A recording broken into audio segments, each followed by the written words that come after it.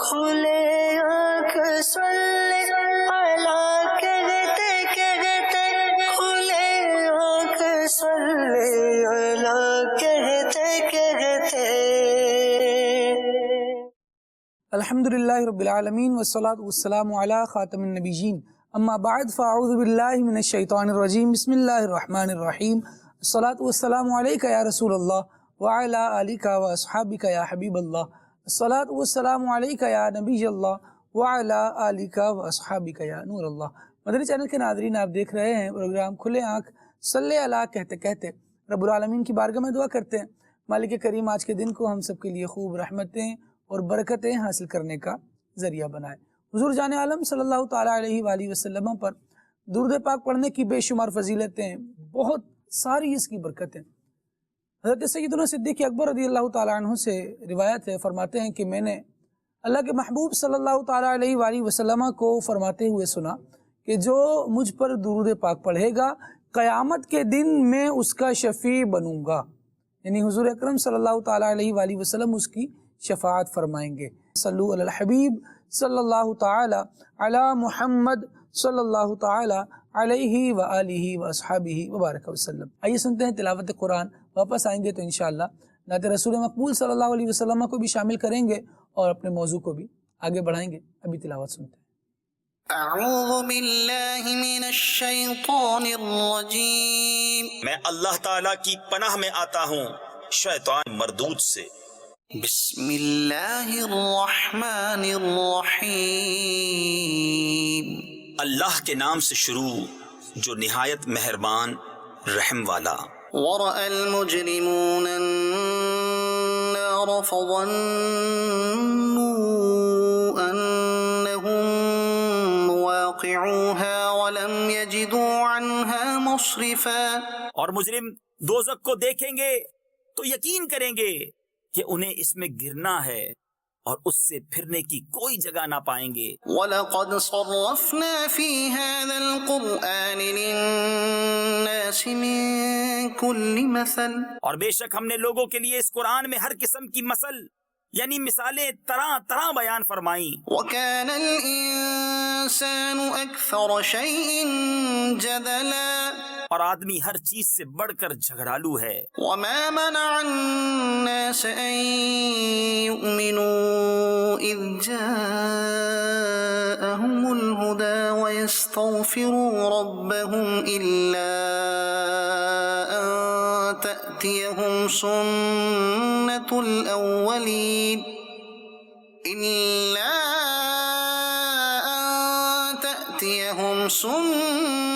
الْأَوَّلِينَ أَوْ يَأْتِيَهُمُ الْعَذَابُ قُبُلًا۔ اور آدمیوں کو کس چیز نے اس سے روکا کہ ایمان لاتے جب ہدایت ان کے پاس آئی اور اپنے رب سے معافی مانگتے، مگر یہ کہ ان پر اگلوں کا دستور آئے یا ان پر قسم قسم کا عذاب آئے۔ وَمَا نُرْسِلُ الْمُرْسَلِينَ إِلَّا مُبَشِّرِينَ وَمُنذِرِينَ، اور ہم رسولوں کو نہیں بھیجتے مگر خوشی اور ڈر سنانے والے۔ وَيُجَادِلُ الَّذِينَ كَفَرُوا بِالْبَاطِلِ لِيُدْحِضُوا بِهِ الْحَقَّ وَاتَّخَذُوا آيَاتِي وَمَا أُنذِرُوا هُزُوًا۔ اور جو کافر ہیں وہ باطل کے ساتھ جھگڑتے ہیں کہ اس سے حق کو ہٹاویں، اور انہوں نے میری آیتوں کی اور جو ڈر انہیں سنائے گئے تھے ان کی ہنسی بنا لی۔ وَمَنْ أَظْلَمُ مِمَّنْ ذُكِّرَ بِآيَاتِ رَبِّهِ فَأَعْرَضَ عَنْهَا وَنَسِيَ مَا قَدَّمَتْ يَدَاهُ۔ اور اس سے بڑھ کر ظالم کون جسے اس کے رب کی آیتیں یاد دلائی جائیں تو وہ ان سے منہ پھیر لے، اور اس کے ہاتھ جو آگے بھیج چکے اسے بھول جائے۔ إِنَّا جَعَلْنَا عَلَى قُلُوبِهِمْ أَكِنَّةً أَن يَفْقَهُوهُ وَفِي آذَانِهِمْ وَقْرًا، ہم نے ان کے دلوں پر غلاف کر دیے ہیں کہ قرآن نہ سمجھیں، اور ان کے کانوں میں گرانی یعنی نقص۔ وَإِن تَدْعُهُمْ إِلَى الْهُدَى فَلَن يَهْتَدُوا إِذًا أَبَدًا، اور اگر تم انہیں ہدایت کی طرف بلاؤ تو جب بھی ہرگز کبھی راہ نہ پائیں گے۔ وَرَبُّكَ الْغَفُورُ ذُو الرَّحْمَةِ اور تمہارا رب بخشنے والا مہر یعنی رحمت والا ہے۔ لَوْ يُؤَاخِذُهُم بِمَا كَسَبُوا لَعَجَّلَ لَهُمُ الْعَذَابَ اگر وہ انہیں ان کے کیے پر پکڑتا تو جلد ان پر عذاب بھیجتا۔ بَل لَّهُم مَّوْعِدٌ لَّن يَجِدُوا مِن دُونِهِ مَوْئِلًا بلکہ ان کے لیے ایک وعدہ کا وقت ہے جس کے سامنے کوئی پناہ نہ پائیں گے۔ وَتِلْكَ الْقُرَىٰ أَهْلَكْنَاهُمْ لَمَّا ظَلَمُوا وَجَعَلْنَا لِمَهْلِكِهِم مَّوْعِدًا اور یہ بستیاں ہم نے تباہ کر دیں جب انہوں نے ظلم کیا، اور ہم نے ان کی بربادی کا ایک وعدہ رکھا تھا۔ صدق اللہ العظیم۔ سبحان اللہ رب العالمین جل وعلا کی قدرت کا عظیم شاہکار قرآن کریم ہے جو اپنے اندر بے شمار علوم و فنون رکھتا ہے، اور اس میں سے الحمدللہ ہم سورہ کہف کی تلاوت سن رہے ہیں۔ اس کی آیات بینات میں بھی اللہ رب العالمین جل وعلا نے روشن نشانیوں کو بھی بیان فرمایا، اور ساتھ ساتھ اصحاب کہف کا جو واقعہ ہے یہ اللہ تبارک و تعالیٰ کی تخلیق پر غور و فکر کی دعوت بھی دیتا ہے، اور ایسا بندے کا ایمان بڑھاتا ہے کہ رب العالمین جس کی حفاظت کرنا چاہے وہ عظیم قدرت والا ہے، وہ کامل حکمت والا ہے۔ اس کے کام جو ہیں وہ بندے کی عقل سے باہر ہو سکتے ہیں، لیکن یعنی یوں کہ بندہ اس کے کما حق ہو غور نہیں کر پاتا، اس کے مقصد اصلی وضع واضح میں کیا اس کی نیت ہے اس پر تو وہ پہنچ نہیں پاتا، لیکن بندہ غور کرتا ہے تو حکمتیں بے شمار آشکار ہوتی ہیں کہ یہ پیدا کیا ہے تو اس کی یہ حکمت ہے، یہ کام رب العالمین جل وعلا نے فرمایا تو اس کی یہ حکمت ہے۔ اور یقیناً جب بندہ یہ کہہ رہا ہوتا ہے کہ زمین پیدا کرنے کی یہ حکمت ہے، آسمان پیدا کرنے کی یہ حکمت ہے، تو بعض تو چیزیں وہ ہیں کہ جن کی حکمتیں رب العالمین نے خود بیان فرمائی کہ اسے ہم نے اس لیے پیدا فرمایا، تو وہ تو واضح ہی ہے۔ لیکن بعض چیزیں ایسی ہوتی ہیں کہ بندہ اپنی عقل سے، سمجھ سے غور و فکر کرتا ہے، وہاں تک پہنچتا ہے اور یہ کہتا ہے کہ اس کی یہ حکمت ہے۔ دراصل اس کا مطلب یہ ہوتا ہے کہ ہماری سمجھ اب تک یہاں پہنچی ہے کہ اس کی یہ حکمت ہم سمجھ پائے ہیں۔ رب العالمین جل وعلا کی تخلیق ہے اور لاجواب اور بے مثال تخلیق ہے۔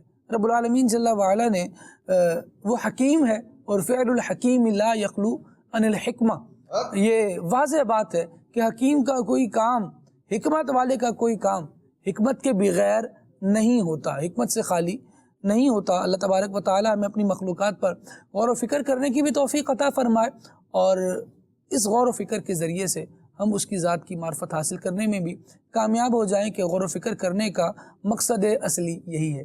آئیے مدنی چینل کے ناظرین نبی کلام شامل کرتے ہیں۔ صلی اللہ علیہ یا رسول اللہ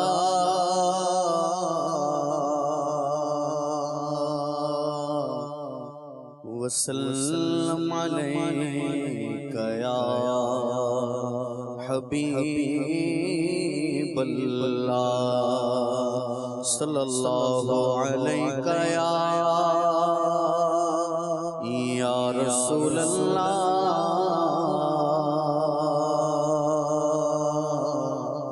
وسلم علیک یا حبیب اللہ۔ واہ کیا جود و کرم ہے شہ بطحا تیرا، نہیں سنتا ہی نہیں مانگنے والا تیرا، نہیں سنتا ہی نہیں مانگنے والا تیرا۔ دھارے چلتے گئے عطا کے وہ ہے قطرہ تیرا،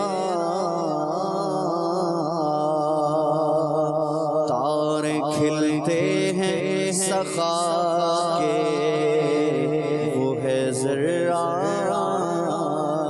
تیرا صلی اللہ علیہ یا رسول اللہ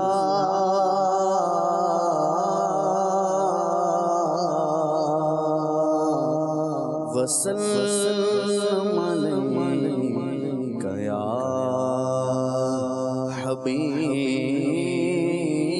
حبیب اللہ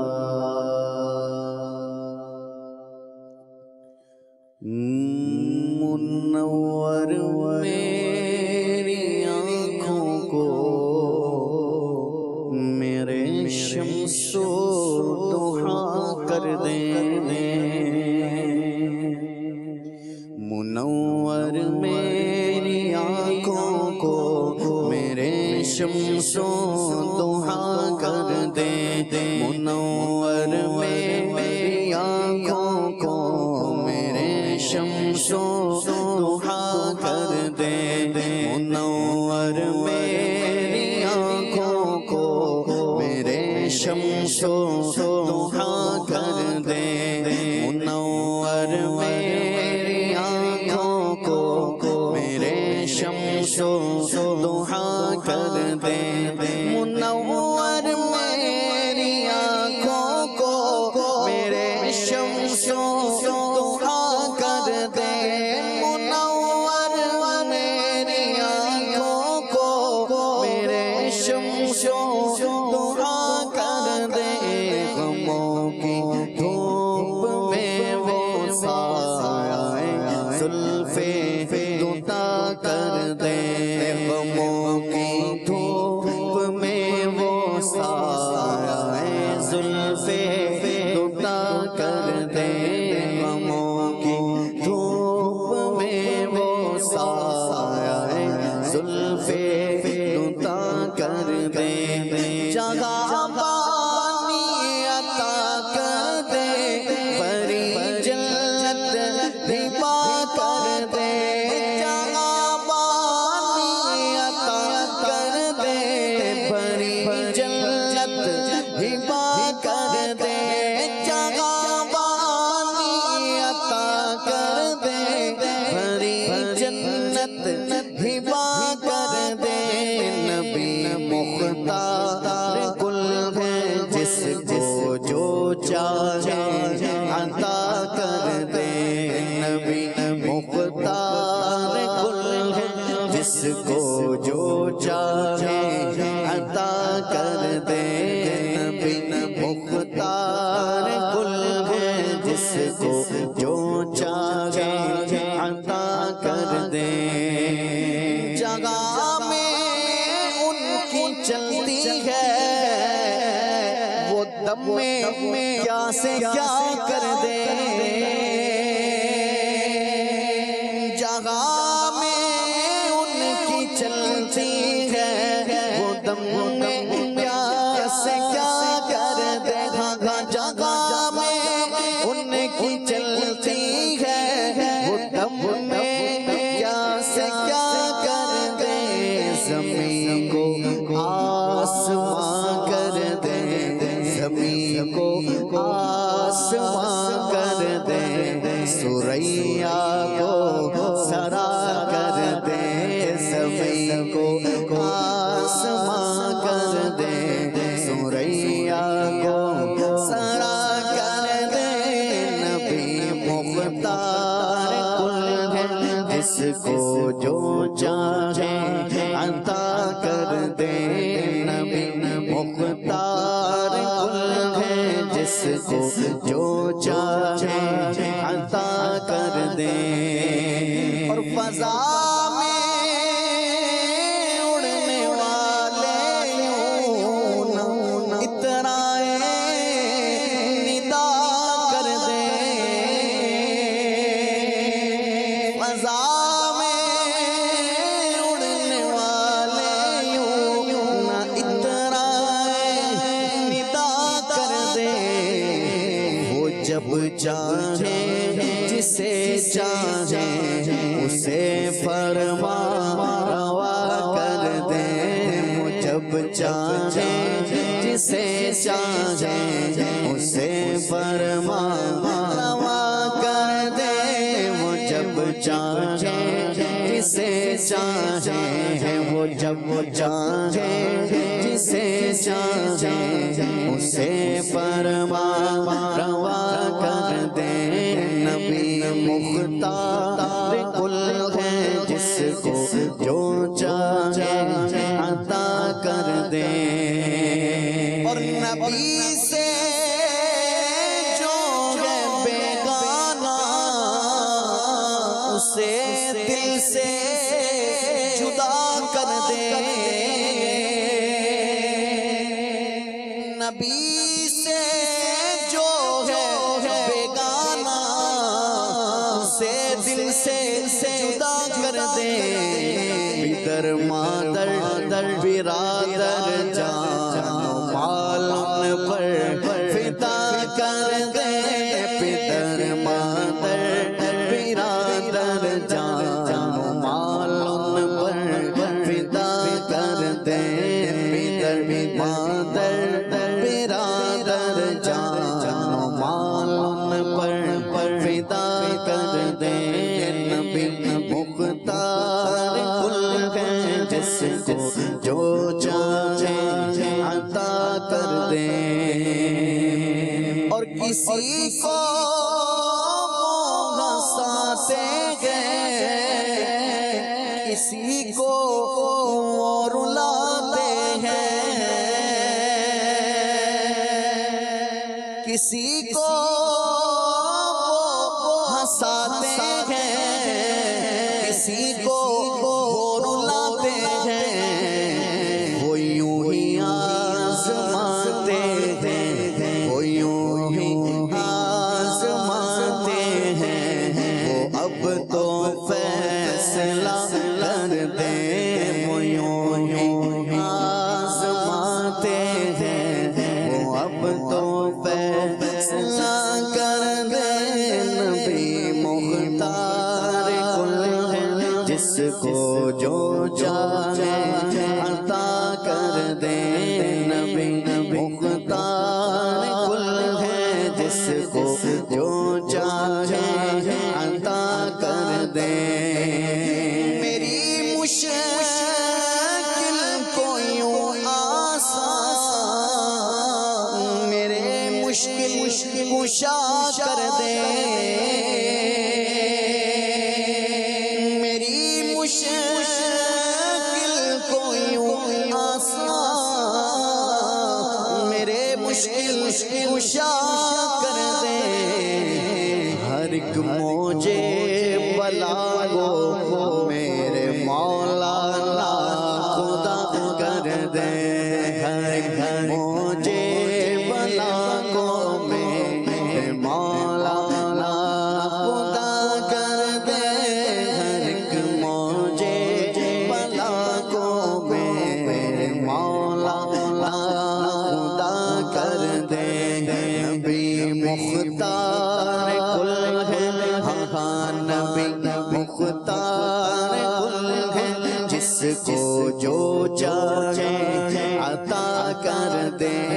نبی مختار کل ہے، جس کو جو چاہے عطا کر دے۔ عطا کر دے، بلا کر دے، بٹھا کر دے، اٹھا کر دے۔ عطا کر دے، بلا کر دے، بٹھا کر دے یا اٹھا کر دے۔ نبی مختار کل ہے، جس کو جو چاہے عطا کر دے۔ اور مجھے کیا فکر ہو اختر، میرے آوے وہ یاوے۔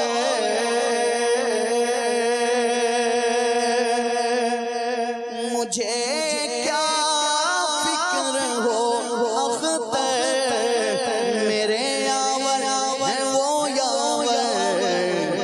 بلاؤں کو میری جو خود خود گرفتار بلا کر دے بلا کو میری جو خود گرفتار بلا کر دے نبی مختار کل جس کو جو چاہے عطا کر دے منور میری آنکھوں کو میرے شمس و ضحیٰ کر دے غموں کی دھوپ میں وہ سایہ زلف دوتا کر دے نبی مختار کل ہے جس کو جو چاہے عطا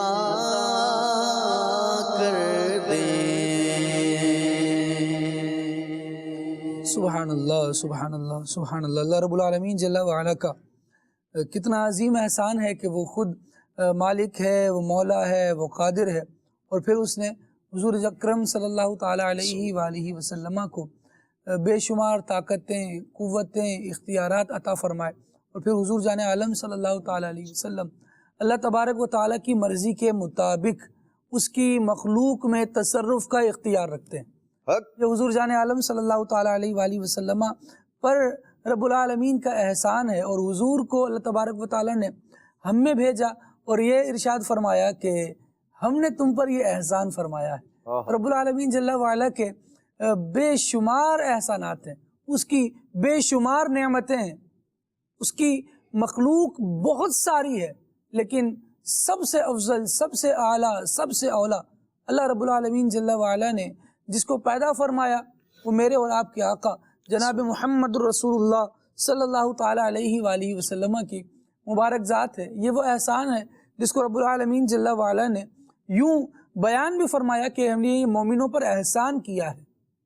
فرمایا لقد من اللہ علی المؤمنین، تحقیق ہم نے ضرور مومنوں پر احسان فرمایا ہے، اذ بعث فیہم رسولا، جب ان میں ایک رسول کو بھیجا ہے۔ وہ رسول کون ہے، کیسے عظیم ہے، اور وہ اللہ تبارک و تعالیٰ کے قرب کی طرف لوگوں کو کیسے بلاتے ہیں، اس طرح بلاتے ہیں یتلو علیہم آیاتہ ویزکیہم ویعلمہم الکتاب والحکمہ۔ یہ رسول ہیں جو مبعوث ہوئے ہیں انہی لوگوں میں سے من انفسہم، یہ ارشاد فرمایا۔ پھر فرمایا یتلو علیہم آیاتہ، لوگوں پر اللہ تبارک و تعالیٰ کی آیتوں کی تلاوت کرتے ہیں، ویزکیہم، ان کو صاف ستھرا کرتے ہیں، ان کے دلوں کو پاکیزہ کرتے ہیں، ویعلمہم الکتاب والحکمہ، اور لوگوں کو کتاب اور حکمت کا علم سکھاتے ہیں۔ وَإِن كَانُوا مِن قَبْلُ لَفِي ضَلَالٍ مُبِينٍ، حالانکہ انسانیت کا تو عالم یہ تھا کہ حضور جان عالم صلی اللہ تعالیٰ علیہ وآلہ وسلم کی آمد سے پہلے اللہ رب العالمین جل وعلا کی ان آیات کے نزول سے پہلے اس کی طرف سے ملنے والی ہدایت کے بغیر اس کو چھوڑ کر انسانیت واضح اور کھلی گمراہی میں مبتلا تھی۔ رسول اکرم صلی اللہ علیہ وسلم آئے، انہوں نے بتایا کہ جن باطل معبودوں کو لوگ پوج رہے ہیں، اپنے ہاتھ سے بنا کر ہی ان کی عبادت کر رہے ہیں، دراصل یہ عبادت کے لائق نہیں۔ عبادت کے لائق صرف وہ ذات ہے جسے کسی نے پیدا نہیں کیا بلکہ وہ پیدا کرنے والی۔ معبود صرف ایک خدا ہے، اس کے علاوہ کسی اور کی عبادت نہیں ہو سکتی۔ اس خدا کے کارخانہ قدرت پر ذرا غور و فکر کرو، وہی تو ہے جس نے تمہارے لیے آسمان بنایا ہے، تمہارے لیے زمین کو ایسے پھیلا دیا ہے، ہموار کر دیا ہے کہ جس پر تم راستے بناتے ہو، تمہارے لیے راستے اس نے ہی بنائے ہیں، ان راستوں پر تم چلتے ہو۔ وہی مالک و مولا ہے جس نے سمندروں میں تمہارے لیے کشتیوں کے ذریعے سفر کو آسان فرمایا۔ وہی مالک و مولا ہے کہ تم سے زیادہ طاقتور جاندار مخلوق پر اس مالک و مولا نے تمہیں غلبہ عطا فرمایا۔ تم اسے اپنے تابع کر لیتے ہو، اپنی مرضی کا کام اس سے لیتے ہو۔ یہ کس کی مرضی کی وجہ سے ہوتا ہے؟ یہ یقیناً اللہ تبارک و تعالیٰ کی مرضی کی وجہ سے ہوتا ہے۔ جانور اپنی اولاد پر شفقت کرتا ہے، یہ اللہ تبارک و تعالیٰ کی رحمت کی وجہ سے، اور بے شمار اللہ تبارک و تعالیٰ کی رحمتیں ہیں۔ حضرت سیدنا ابو سلیمان واسطی رحمۃ اللہ تعالیٰ علیہ فرماتے ہیں کہ اللہ تبارک و تعالیٰ کی نعمتوں کو یاد کیا کرو، اللہ کی نعمتوں کو یاد کیا کرو، کیوں یاد کریں؟ اس سے ہوگا کیا؟ ارشاد فرمایا کہ اللہ کی نعمتوں کو یاد کرنے سے تمہارے دل میں اللہ تبارک و تعالیٰ کی محبت پیدا ہوگی۔ جو چیزیں ہمارے دل میں اللہ تبارک و تعالیٰ کی محبت کو پیدا کریں اسے کیوں نہ یاد کیا جائے۔ رسول اکرم صلی اللہ تعالیٰ علیہ وسلم رب العالمین کا قرآن ہماری طرف ہمارے لیے لے کر آئے۔ یہ قرآن کیا بیان کرتا ہے؟ اس کے مضامین کو علماء نے کئی اقسام، اس کی کئی لحاظ سے قسمیں بیان فرمائیں۔ مضامین کے اعتبار سے استاد صاحب اس کی 5 قسمیں بیان فرمائی گئیں، جس میں سے ایک آج ہمارا موضوع ہے، کیا فرمائیں گے؟ جی بالکل، جس طرح آپ نے کہا نا کہ یہ جو ان کے بنائے ہوئے خدا ہیں یہ عبادت کے لائق نہیں، تو تمام عالم کا بنانے والا رب تعالیٰ ہے، اور عالم کا بنانے والا وہی ہو سکتا ہے جو واجب الوجود ہو، کہ جس کا ہونا ضروری ہو، واہ، جس کو اپنے وجود کے لیے کسی کی ضرورت نہ ہو، محتاج نہ ہو، وہ بے نیاز ہو، تو وہی خالق ہو سکتا ہے۔ اس کے علاوہ جو بھی کوئی قوم ایسی ہے جو کسی کو معبود قرار دیتی ہے، کوئی کسی کو، کوئی سورج کو، تو کوئی جناب درختوں کو، کوئی کسی پتھر کو، کسی چیز کو، تو یہ ان میں سے کوئی بھی واجب الوجود نہیں۔ واجب الوجود صرف رب تعالیٰ کی ذات ہے، اور وہی اس جہان کو بنانے والا ہے، اس جہان کا صانع ہے اور اس جہان کا خالق ہے۔ تو جب خالق وہ ہے تو خالق کی جتنی مخلوقات ہیں، اس مخلوقات کو رب تعالیٰ نے پیدا کیا اور ان کا آپس میں ایک کنیکشن بھی بنایا۔ سبحان اللہ، یہ بہت ایک بڑی نعمت ہے، نعمتوں کا بھی ذکر ہو رہا ہے، تو کنیکشن اس طرح سے بنایا کہ کیا زمین کیا آسمان۔ اب انسان چونکہ اشرف المخلوقات ہے اور کائنات میں سے سب سے افضل ذات مخلوق میں سے وہ ہمارے نبی پاک صاحب الاولاق صلی اللہ تعالی علیہ وآلہ وسلم ہے۔ کیا بات، بہت تو اب یہ انسانوں کے اندر پیدا فرمایا ان کو، تو انسان اشرف المخلوقات ہوا۔ یہ لفظ ہم سنتے ہیں اشرف المخلوقات، مخلوقات میں سے سب سے زیادہ شرف والی، عزت والی، سبحان اللہ، وہ انسان ہیں۔ بے شک۔ اب جتنی بھی چیزیں، جیسے آپ نے کہا نا کہ انسان اپنے سے قدآور، اپنے سے زیادہ طاقتور، اپنے سے زیادہ پھرتیلے جانور وغیرہ ان کو اپنے قابو میں کر لیتا ہے، ان کو قابو کرنے کے لیے رب تعالیٰ نے انسان کے اندر جو عقل رکھی، جو حکمت رکھی، وہ اپنی مثال آپ ہے۔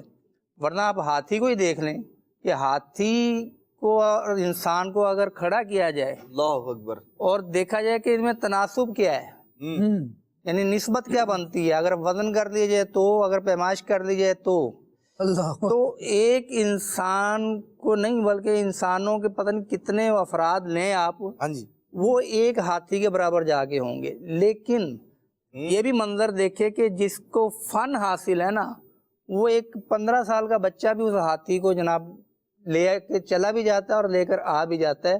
ہاتھیوں سے بھی سامان اٹھوانے کا دنیا میں کام لیا جاتا ہے۔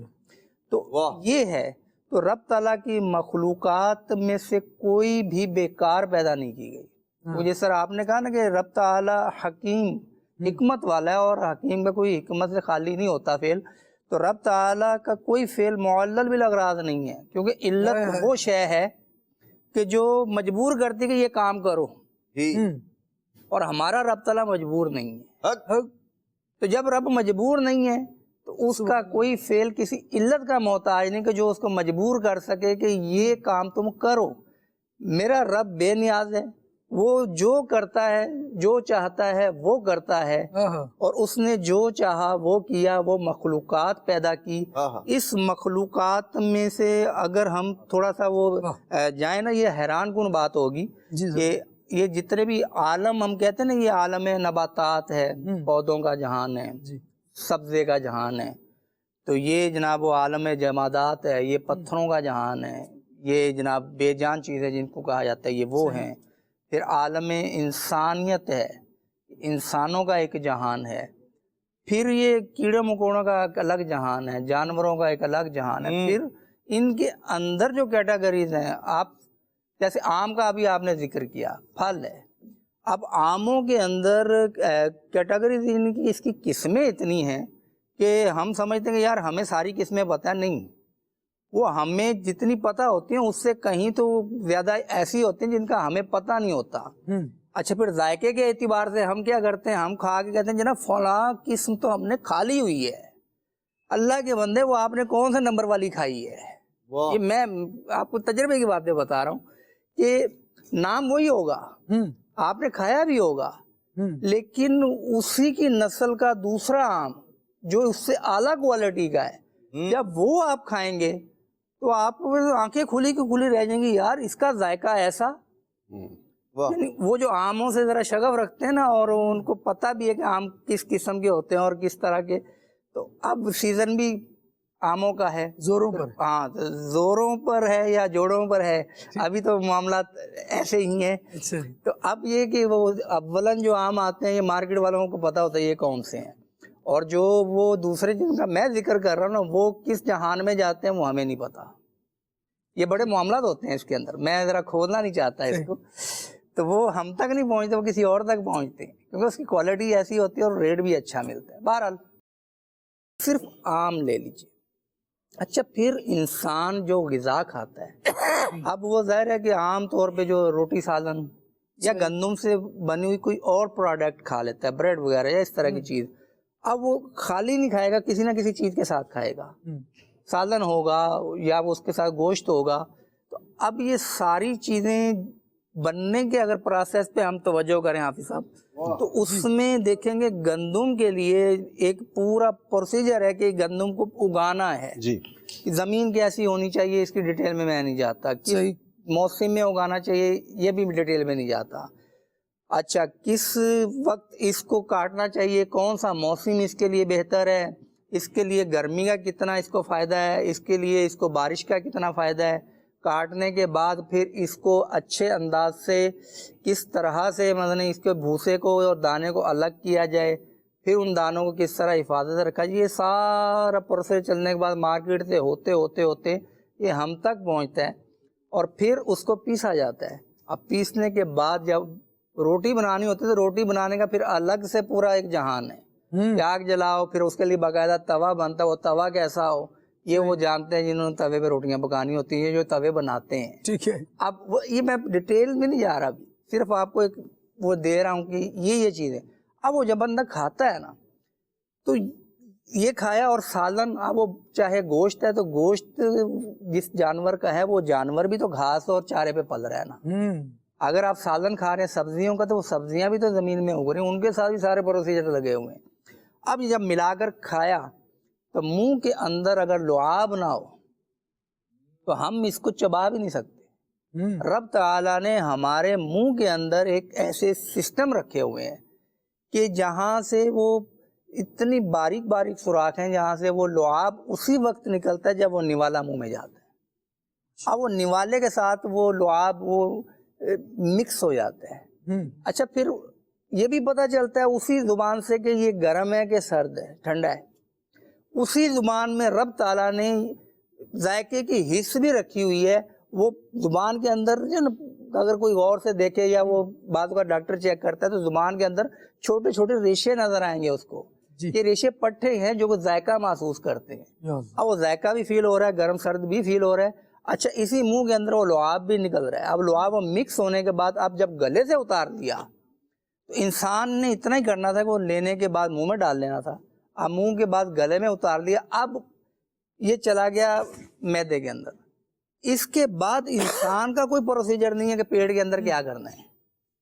ابھی اپنے اختیار سے اب وہ آٹومیٹک سسٹم میں چلا گیا جو رب تعالیٰ نے ہمارے پیٹ کے اندر رکھا ہوا ہے. وہاں معدہ بھی ہے, وہاں پر جگر بھی ہے, وہاں پر گردہ بھی ہے, وہاں پر لبلبا بھی ہے. یعنی یہ پوری ایک مشینری ہے جو کہ آپس میں جڑی ہوئی ہے. تو وہ جب اس مشینری کے اندر وہ ساری چیز جاتی ہے تو پھر وہ توانائی اور طاقت بن کر انسان کو ملتی ہے. پھر انسان کی آنکھیں بھی کام کرتی ہیں, انسان کے کان بھی کام کرتے ہیں, انسان کی ٹانگیں بھی کام کرتی ہیں. اور جب یہ اس مشینری کے اندر کوئی پرابلم ہو جائے حافظ صاحب, معدے کے اندر پرابلم ہو جائے, ہاضمے کی, جگر کے اندر پرابلم ہو جائے خون بنانے کے حوالے سے, اور گردے کے اندر پرابلم ہو جائے کوئی, یعنی کہ جو یہ زائد پانی وہ نکالنے کے حوالے سے, تو انسان آزمائش میں آ جاتا ہے. وہ جو چیز کھاتا ہے وہ ویسی اس کو توانائی دے نہیں رہی ہوتی, وہ چلنے سے بیچارہ رہ جاتا ہے, چل نہیں پاتا تیزی کے ساتھ. تو یہ نعمتیں یہ رب تعالیٰ کی مخلوق میں سے ہی ہیں. اس لیے تو قرآن پاک میں وہ کہا گیا نا کہ اگر تم رب تعالیٰ کی نعمتیں گنو تو شمار نہیں کر سکتے. سبحان اللہ. یہ وہ میں نے ایک نعمت کا تھوڑا سا آپ کو کچھ ڈیٹیل کچھ مائنس کر کے آپ کو بتایا ہے.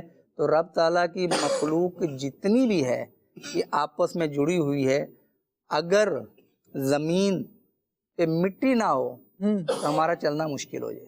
ہم صرف اگر پہاڑوں میں پتھروں پہ چلے نا پھر یہ جوتے بھی ہمیں خاص قسم کے پہننے پڑیں گے اور ویسی سپیڈ بنے گی بھی نہیں. اور پھر جو ہماری یہ ٹانگوں جو ہڈیاں ہیں نا یہ ہمیں عادت نہیں ہوگی اس کی. انسان کی دیکھیے ایک تخلیق میں یہ بھی بات ہے کہ اللہ کریم نے اس کو بڑی عقل بڑا شعور عطا فرمایا ہے، لیکن اس کو محتاجی کتنی ہے. جی کہ اگر یہ پہاڑوں پر چلنا چاہے گا تو بھی جوتے بنائے گا، جوتوں کے لیے پھر کسی مخلوق کا محتاج. بالکل. اگر کسی بھی کام کی طرف جائے گا تو یہ اپنے علاوہ کسی اور مخلوق کی محتاجی کی طرف آئے. بالکل ہوگا. جب تک وہ محتاجی یعنی جب تک کسی سے فائدہ اٹھانا ہے تو اس کی ذات کی ایک محتاجی شو ہوگی، لیکن جب یہ اس سے فائدہ اٹھا لے گا تو اس کا کمال بھی واضح ہو جائے گا کہ اللہ کریم نے اس کو عقل و شعور کتنا عطا فرمایا کہ اس نے اس مشکل کام کو بھی اپنی ذات کے لیے آسان کر لیا. یہ سارا اللہ تبارک و تعالیٰ. اچھا یہ جو دوسرے کا محتاج ہے نا بندہ، اس سے بندے کو اپنی حیثیت کا پتہ چلتا ہے کہ تم بندے ہو بندے رہو. ہاں جی مخلوق ہے، مخلوق ہو ایسے مخلوق بن کر رہو اور اس کی عبادت کرو جو عبادت کرنے کے لائق ہے، تمہارا خالق ہے. ہندوستان سے حیرانی ہوتی ہے اس بات کو سوچ کے کہ کائنات میں ایسے لوگ گزرے جو خدائی کے دعوے دار ہوئے، خدا ہونے کا دعویٰ کیا. اچھا اس دعوے کو منوانے کے لیے محتاج. تو بھائی مانو بھی صحیح، پھر تم ذرا جا کے دھوس جماؤ، ذرا لوگوں کو جا کے میری طرف سے دھمکیاں دو تاکہ لوگوں کو پتہ چلے. قتل کیے تاکہ خدائی کا دعویٰ مان لیا جائے. جی یعنی اندر تو وہ بھی مان رہا ہے کہ میں ہوں نہیں، مجھے چاروں کا سہارا لے کر کوئی کام منوانا پڑ رہا ہے، کروانا پڑ رہا ہے. یہی انسان کی حقیقت ہے، یہ انسان کی حیثیت ہے. وہ اللہ تبارک و تعالیٰ کی نعمتوں کو اپنے اوپر سمجھے کہ مالک و مولا نے مجھے یہ عزت دی، یہ طاقت دی، یہ قدرت دی، یہ نعمت دی. اس کو سمجھتا رہے تو بہت سارے کام اس کے لیے آسان ہو جائیں گے.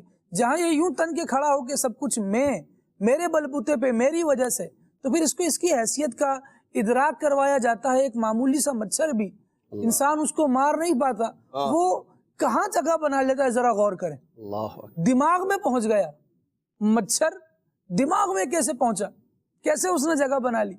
اب یہ دیکھیے یہ اللہ تبارک و تعالیٰ کی قدرت. کہا جاتا ہے نا وہ ایک محاورہ ہے نا کہ اس کا دماغ خراب ہو گیا ہے.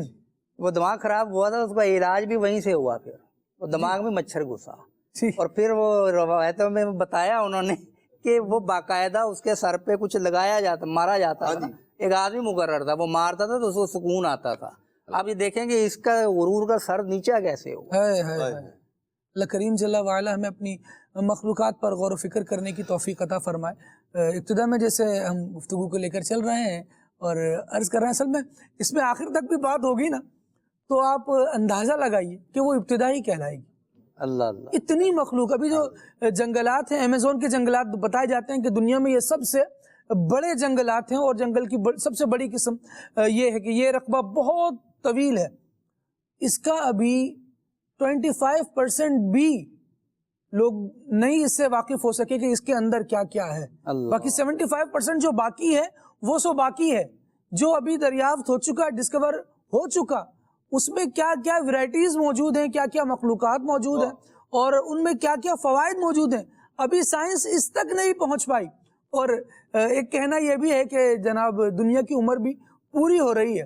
جب پوری ہو رہی ہے عمر اور یہ بوڑھی ہو چکی، اس کے باوجود لوگ یہاں تک نہیں پہنچ پائے، تو ابھی کتنے جہان اور ہیں، کتنی چیزیں اور ہیں جنہیں اللہ تبارک و تعالیٰ نے پیدا فرمایا. مدنی چینل کے ناظرین، رب العالمین جل وعلا کا یہ ساری چیزوں کو پیدا فرمانا، ان انعامات کا رب العالمین کا بندے کے لیے اظہار کرنا، یہ اس لیے ہے کہ آدمی اللہ تبارک و تعالیٰ کا شکر گزار بن کے رہے، شکر گزاری والی زندگی گزارے.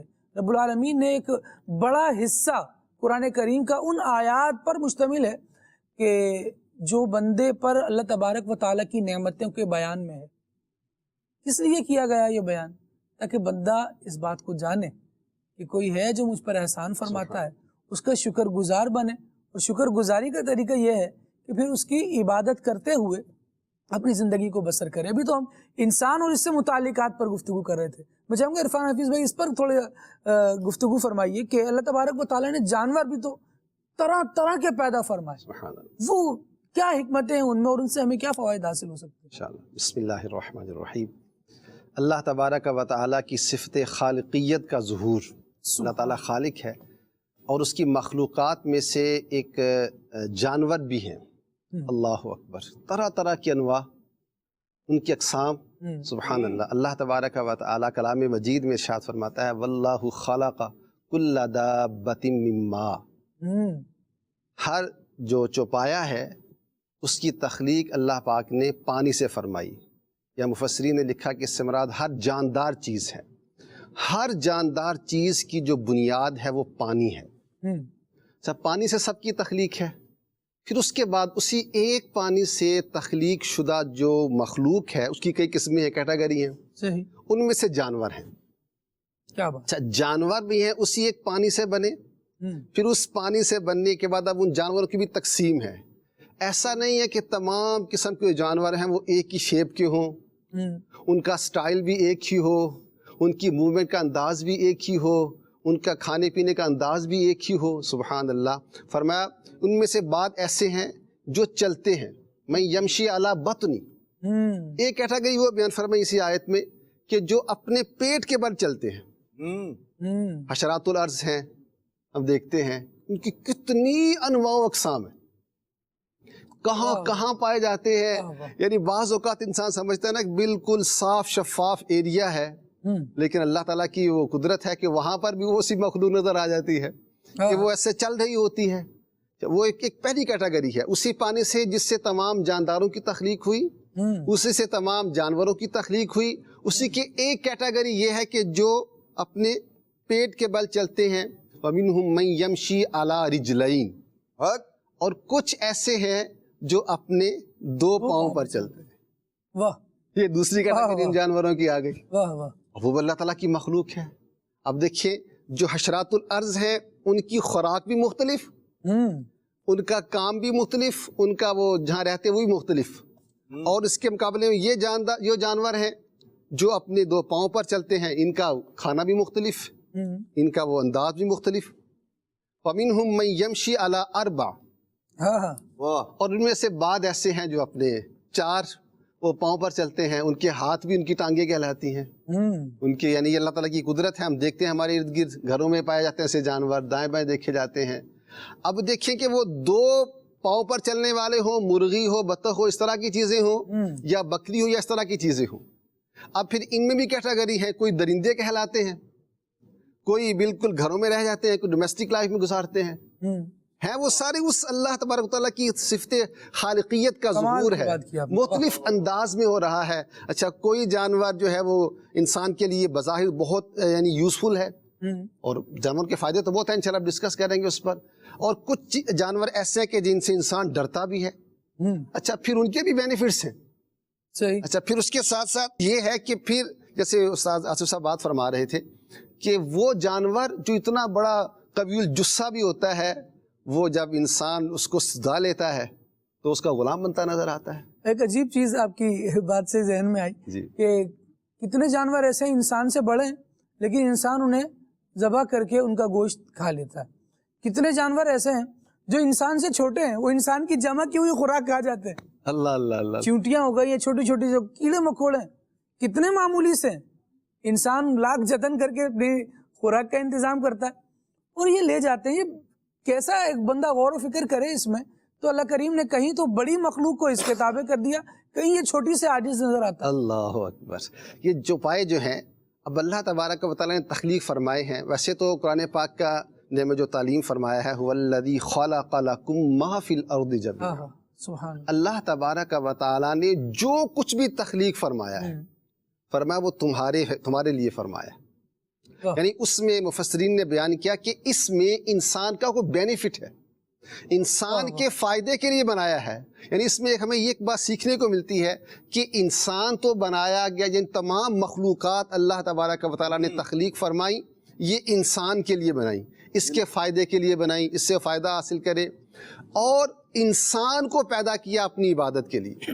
ہاں ہاں انسان کی تخلیق کا مقصد رب تعالی کی بندگی ہے، اس کو راضی کرنا ہے، اور انسان کو یہ تمام چیزیں تخلیق فرما کر اس کے ساتھ کو نظام گزارنے کے لیے ارشاد فرمایا گیا کہ تم ان کے ذریعے اللہ تبارک و تعالیٰ کی عبادت پر قوت بھی حاصل کر سکتے ہو، تم ان کا استعمال کر کے اور دنیاوی فائدے بھی حاصل کر سکتے ہو، اور انہی کے ذریعے تم اللہ تبارک و تعالیٰ کی ذات کی معرفت بھی حاصل کر سکتے ہو. ان میں سے ایک جو جب قرآن پاک نازل ہوا خالد بھائی، اس وقت چونکہ بہت سے جو ذرائع آمد و رفت تھے، جی وہ ٹرانسپورٹیشن تھی، وہ اسی پہ ڈیپینڈ کرتی تھی، جانوروں پہ ہوتی. جانوروں پہ ڈیپینڈ کرتے. آج کل تو چونکہ بہت آسانیاں ہو گئیں، اس وقت جو صورتحال تھی جو ٹرانسپورٹیشن ہے کئی تو وہ ہیں جو جانور سے انسپائر ہو کر بنائی گئی ہیں، ایسے ہی ہے. اور وہ تیز اس سے ترین ہے، پیٹرن برق پر رفتار ہے. اللہ تعالیٰ کی شان دیکھیں، ہم اونٹ ہے، جی اونٹ کو اللہ تبارک و تعالیٰ نے تخلیق فرمایا. اس کے بینیفٹس پہ ہم غور کریں. اس کا جو گوشت ہے وہ کھایا جاتا ہے، اس کا دودھ استعمال کیا جاتا ہے، اس کی کھال جو ہے وہ انسان کے کام آتی ہے. پھر اس کے ذریعے آج کے دور میں بھی ڈیزرٹس ہیں، صحرا ہیں، وہاں سفر کرنا ہے، وہاں بڑا سامان لے کر جانا ہے، وہاں یہ اس کا کام. اور پھر اللہ تعالیٰ نے اس کو تخلیق کیسے فرمایا، یعنی جو اس کے کام کے مقاصد ہیں، اس کے پاؤں دیکھیں ہم، اس جو اونٹ کے پاؤں ہیں، سبحان اللہ، وہ اللہ تبارک و تعالیٰ کی صفت خالقیت کو کیسے ظاہر کر رہے ہیں کہ انسان کے فائدے کے لیے اس کو بنایا ہے کہ اس نے سفر کرنا ہے ریگستان کے اندر. اونٹ کو ریگستان کا جہاز بھی کہا جاتا ہے کہ جس طرح وہ وہاں چلتا ہے ریپڈلی، جس طرح وہ تیزی سے چلتا ہے، اور جانور نہیں چل پاتے. اللہ تبارک و تعالیٰ نے یہ جانور تخلیق فرمائے ہیں ہمارے فائدے کے لیے. اور اسی کا ذکر قرآن پاک میں جیسے آپ نے فرمایا نا کہ آیات کا ایک بڑا حصہ ایسا ہے کہ جس کے اندر التذکیر بآلاء اللہ ہے، اللہ تعالیٰ کی مختلف نعمتوں کے ذریعے بندوں کو تذکیر واضح و نصیحت کی گئی ہے کہ دیکھو ان میں غور کرو، تم ان میں سوچو، یہ غور کرو گے تو تمہیں ان مخلوقات میں خالق کی معرفت تک میں لے کر جائیں گی کہ جو مخلوق ایسی ہے، جو بنی ہوئی چیزیں ایسی ہیں، ان کا خالق و مالک کیسی عظمت اور شان والا ہے، اور اس میں اس کی صفت خالقیت کی طرف رہنمائی ملتی ہے. قرآن پاک میں ایک مقام پر ارشاد ہوا وَالْأَنْعَامَ خَلَقَهَا، فرمایا اللہ تبارک و تعالیٰ نے جانور پیدا کیے. سبحان اللہ. لَكُمْ فِيهَا دِفْءٌ وَمَنَافِعُ، سبحان اللہ، اس میں تمہارے لیے دفء ہے، گرم لباس. سردی آتی ہے اور انسان مختلف دنیا میں مختلف ایریاز ہیں، کہاں سردی بہت نارمل سی ہوتی ہے، کچھ ایسے ایریاز بھی ہیں اور کچھ ایسے بھی ہیں جہاں اتنی شدت ہوتی ہے سردی کی کہ وہاں انسان کو باہر نکلنے کے لیے کئی کہ وہ چیزیں یوز کرنی پڑتی ہیں، جیکٹس اور وہ پتہ نہیں کیا کیا اس کو استعمال کرنا پڑتا ہے. اب یہ طرح طرح کے ایریاز ہیں، اور ان میں انسان اپنی سردی کو دور کرنے کے لیے جو چیز استعمال کرتا ہے اس میں ایک بڑا حصہ ان جانوروں سے حاصل ہوتا ہے. فَلَكُمْ فِيهَا دِفْءٌ، اسی کی طرف اشارہ گویا فرمایا جا رہا ہے. اس میں تمہارے لیے گرم لباس بنائے. گرم لباس اون ہے، جیکٹس جو تیار ہوتی ہیں یہ جانتے ہیں کہ یہ بیسیکلی جانوروں سے حاصل ہوتی ہیں، ان کی کھال سے بنائی جاتی ہیں اور پھر آگے ان کو جو پروسیجر سے گزارا جاتا ہے اور پھر انسان کو استعمال کرتا ہے. فرمایا وَبَنَافِعُ، اس میں تمہارے لیے تو گرم لباس بھی ہے اور بڑے منافع ہیں، بہت سے فائدے ہیں. ان میں سے ایک فرمایا وَمِنْهَا تَأْكُلُونَ، ان میں سے ایک فائدہ یہ بھی ہے کہ تم اس کو کھاتے ہو. کھاتے بھی ہو. واہ جی واہ. دنیا بھر میں اس وقت یعنی فوڈ انڈسٹری کا جو سسٹم ہے چل رہا ہے، اس میں ایک بہت بڑا حصہ جو میٹ سے ریلیٹڈ ہے. بالکل. اور اس میں جانور، اور پھر حلال و طیب جانور، پھر ان کی کثرت، پھر ان کا ہونا، یہ اللہ تبارک و تعالیٰ کی بہت بڑی نعمتوں میں سے ایک نعمت ہے. بندہ اس میں بھی غور کرے کہ یہ حلال کی کثرت اور حلال میں رکھی گئی برکت، روزانہ کھائے بھی جا رہے ہیں اور اس کے باوجود بھی اللہ تبارک و تعالیٰ اتنے اور پیدا فرما رہا ہے کہ یہ ختم نہیں ہوتے. سبحان اللہ. اور رب العالمین جل وعلا نے ارشاد فرمایا وَمَا نُنَزِّلُهُ إِلَّا بِقَدَرٍ مَعْلُومٍ، اللہ تبارک و تعالیٰ نے ہر چیز کو نازل فرمایا ہے، پیدا فرمایا ہے اور اس کی معلوم مقدار پیدا فرمائی ہے جو بندوں کے لیے ضروری ہے. رب العالمین نے اس کا اہتمام بندوں کے لیے فرما دیا ہے. بندہ دیکھے میرا مالک کتنا مجھ سے پیار کرنے والا ہے، اللہ میں اس سے کتنا پیار کرتا ہوں، میں اس کی عبادت کی طرف کتنا آتا ہوں، میں اس کی بندگی کی طرف کتنا آتا ہوں، میں اس میں ہی لگا رہتا ہوں کہ بس مجھے کمانا ہے، اپنے بچوں کا بھلا کرنا ہے، کمانا ہے، فلاں کا بھلا کرنا ہے، حالانکہ بھلا وہ نہ اپنا کر پا رہا ہوتا ہے نہ کسی اور کا کر پا رہا ہوتا ہے۔ انشاءاللہ گفتگو کو مزید آگے بڑھائیں گے، اور بھی بہت سارے پہلو ہیں جن پر غور کرنا ہے۔ اللہ کریم ہمیں قلب سلیم عطا فرمائے، عقل سلیم عطا فرمائے، اس کی مخلوقات میں غور و فکر کرتے چلے جائیں، اس کی محبت میں انشاءاللہ اضافہ ہوتا چلا جائے گا۔ عدنان بھائی سے بھی انشاءاللہ گفتگو ہم نے کچھ لینی ہے، لیکن ابھی کالز لیتے ہیں آپ کی، اور انشاءاللہ اس کا رپلائی لیتے ہیں عدنان بھائی سے۔ تمام اسلامی بھائیوں کی آمد مرحبا، ماشاءاللہ خالق کے کائنات کی تخلیقات کے موضوع پر آج مدنی پھول ہیں۔ تو خالد بھائی مدنی پھول عطا فرمائیے۔ قرآن پاک کی آیت کا مفہوم ہے جو کچھ زمین میں ہے اور جو کچھ آسمانوں میں ہے سب اللہ ہی کا۔ تو خصوصاً جو مدنی پھول میں چاہوں گا کہ اللہ کی عطا، اللہ کے فضل پر راضی رہنا، اس پر مدنی پھول عطا فرمائیے کہ جب یقین کامل ہو جائے تو اب مسلمان مومن بندے کے لیے کیا مدنی پھول ہے۔ عدنان بھائی، بندے کو یقین کامل ہو گیا، اور یقین کامل ہی رکھنا چاہیے کہ یہ اللہ نے پیدا فرما ہے۔ اب بندے کا اللہ تبارک و تعالیٰ سے کیا تعلق ہونا چاہیے، میں یہ سمجھا ہوں کہ اس بارے میں جاننا چاہ رہے ہیں۔ اللہ تبارک و تعالیٰ نے جن مخلوقات کو پیدا فرمایا ہے، اور پھر دیکھیں خوشی اور غم یہ بھی مخلوق ہے اللہ تبارک و تعالیٰ کی۔ بعض مخلوقات وہ ہیں جو ہمیں نظر آتی ہیں، اور بعض وہ ہیں کہ جو نظر نہیں آتی، اور یوں کہہ لیں وہ نظر نہ آنے والی میں بھی بعض وہ ہیں کہ جو جاندار ہیں، بعض بے جان ہیں، اور بعض مخلوق جس کو اللہ پاک نے پیدا فرمایا ہے۔ خوشی اور غم اگرچہ ایک کیفیت ہے لیکن اللہ تبارک و تعالیٰ پیدا کردہ ہے۔ تو بندے مومن کو چاہیے کہ وہ اللہ تبارک و تعالیٰ کی رزق بھی اللہ کریم کی نعمت ہے، ایسے ہی بھوک بھی اللہ کی نعمت ہے۔ آپ دیکھیں روزہ دار جو ہے وہ بھوکا رہتا ہے ایک مخصوص وقت تک کے لیے، اور اللہ تبارک تعالیٰ کی اس نعمت سے وہ لطف اٹھا رہا ہوتا ہے کہ اس پر مجھے اجر ملے گا، میرے رب کی رضا ہے اس کے اندر۔ تو بندے مومن کو چاہیے کہ وہ اللہ تبارک تعالیٰ کی نعمتوں پر یوں غور کرے، اور پھر جب وہ واقعی اس انداز میں غور کرتا ہے تو اللہ تبارک و تعالیٰ پر اس کا ایمان اور مضبوط ہوتا چلا جاتا ہے۔ جو نعمتوں تذکیر بھی اعلیٰ اللہ کا مقصد بھی یہی ہے، اور پھر اس کے اندر خاص طور پر جو خالد بھائی ایک بات ہے، اللہ تبارک و تعالیٰ نے قرآن مجید میں اپنی ان عام فہم نعمتوں کا ذکر فرمایا۔ ایسا نہیں کہ جو بہت نادر و نایاب ہیں، بادشاہ کو ملی ہوئی ہیں، وہ آرام اور چین اور سکون سے رہتا ہے، اور لوگوں کو سمجھنے کے لیے بڑے غور فکر کی حاجت ہو۔ کوئی بندے کو بتایا جو وہ کہتا ہے جی میں تو کبھی دیکھی نہیں ہے، مجھے تو پتہ ہی نہیں ہے، وہ مطلب ہزاروں میں کوئی ایک آدھ ملے، ایسی بات نہیں ہے۔ اللہ کریم نے ان نعمتوں کو ذکر فرمایا، پھل کھاتے ہو یہ میرے ہی پیدا کرتا ہے، جانور پیدا کیے ہیں، کسی سے تم اون کا لباس بنا رہے ہو، کہ کوئی تمہارا وزن اٹھا رہا ہے، کوئی کچھ کر رہا ہے، کچھ یہ وہ چیزیں اللہ تبارک تعالیٰ نے ذکر فرمائی جو دن رات تقریباً ہر شخص دیکھ رہا ہے، ہر شخص دیکھ رہا ہے۔ اور پھر اب جب وہ ان کو اتنی کثرت کے ساتھ دیکھتا ہے تو لا محالہ یوں کہہ لیں نہ چاہ ہی نہیں سکتا۔ وہ بندہ جب غور فکر کرتا ہے نا، عقل سلامت وہ بندے کی، اور رب کا فضل بھی ہو تو پھر زبان سے نکلتا ہے یہ واقعی میرا خالق و مالک ہے جس نے ان چیزوں کو پیدا فرمایا ہے۔ تو یوں بندے کو اللہ کریم کی نعمتیں اس پر ایمان کو مضبوطی کا ذریعہ اور سبب بنتی ہیں، شکر گزاری کا ذریعہ بنتی ہیں، اور پھر اپنی طرف سے جو عاجزی و انکساری ہے کہ مالک نے اتنا کچھ پیدا فرمایا ہے، اتنا کچھ پیدا فرمایا ہے، سارے کے سارے انسان مل بھی جائیں تو وَإِن تَعُدُّوا نِعْمَةَ اللَّهِ فَلَا تُحْصُوهَا، لا تحصوها، انہیں وہ شمار نہیں کر سکتے، گن نہیں سکتے۔ اسی آیت مقدسہ کے تحت بعض مفسرین کرام نے لکھا، فرماتے ہیں کہ جو خشکی کی مخلوقات ہیں نا، آپ جنگلات کا ذکر فرما رہے تھے کہ وہ ایسے ہیں جن کے بارے میں معلوم ہی نہیں کتنی وسعت ہے ان کی اور کیا ہے۔ جو خشکی جو ہے وہ یوں کہہ لیں کہ تری جو پانی ہے اس کے مقابلے بہت کم ہے، خشکی کا حصہ بہت کم ہے۔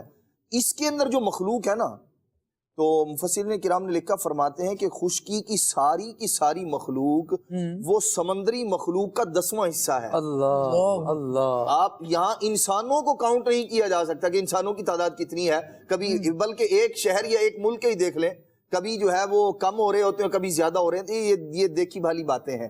اور اگر یوں ساری مخلوق کی بات کی جائے تو فرماتے ہیں کہ ساری کی ساری خشکی کی مخلوق وہ پانی والی مخلوق، سمندری مخلوق کا 10واں حصہ ہے، اور اس سب کو ملا کر سمندری مخلوق اور خشکی کی مخلوق، اس سب کو جمع کر لیا جائے تو جو فضائی مخلوق ہے یہ ساری مل کر اس کا 10واں حصہ ہے جو فضا کے اندر ہے۔ آپ دیکھیں بہت ساری چیزیں وہ ہیں کہ جو فضا کے اندر موجود ہیں، خلا کے اندر موجود ہیں، لوگوں کو پتہ ہی نہیں ہے اس کے بارے میں۔ بہت ساری چیزیں جو ہے وہ مختلف آلات کے ذریعے، دیگر چیزوں کے ذریعے ان کے انکشافات ہوتے ہیں، اور یوں کہہ لیں کہ یہ سپیس اور خلا تو وہ ہے کہ جس کا یوں کہہ لیں کہ آج تک وہ ایک اسرار کا خزانہ ہے جس کے اندر مختلف طرح کے راز ہیں۔ آئے دن کچھ نہ کچھ جو ہے لوگ کوشش کر کے تگدو کر کے اس کے بارے میں وہ معلومات حاصل کرتے ہیں۔ یہ وہ ایک سلسلہ ہے کہ جو بندے کے ایمان کو اللہ تبارک تعالیٰ پر اور مضبوط کر دیتا ہے کہ میرے رب، یہ تو خالد بھائی وہ ہے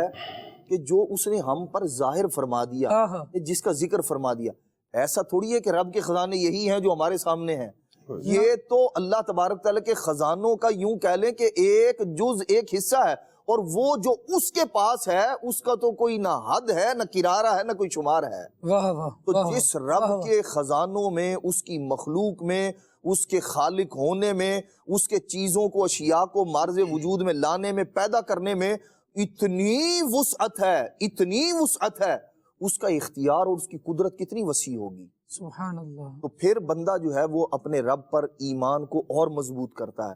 تو یوں غور فکر کر کے جب ہم ان چیزوں کو دیکھتے ہیں تو بندے کو چاہیے کہ اپنے رب پر ایمان کو مضبوط کرے، غور فکر کرتا چلا جائے گا، انشاءاللہ الرحمن ایمان مضبوط ہوتا رہے گا۔ ایمان جتنا مضبوط ہوگا اتنا انشاءاللہ الرحمن غیر متزلزل بھی ہوگا، اور پھر جتنا ایمان مضبوط ہے اس کا توکل اور بھروسہ بھی اللہ کریم پر اسی طرح مضبوط ہوتا رہے گا، اور جس کا توکل اور بھروسہ رب پر جتنا زیادہ مضبوط ہو تو پھر اس کے کام بھی یوں ہی بنتے ہیں۔ پھر حسن رضا خان صاحب فرماتے ہیں کہ میرے کام کرنا میرے کام بنے، نہ میرے کام بنے، غیب سے حاصل کیوں کرنا میرے کام بنے، غیب سے حاصل کیوں کرنا میرے کام بنے، غیب سے حاصل کیوں کرنا میرے کام بنے، غیب سے حاصل کیوں کرنا میرے کام بنے، غیب سے حاصل بندہ بھی ہوں تو کیسے بڑے کار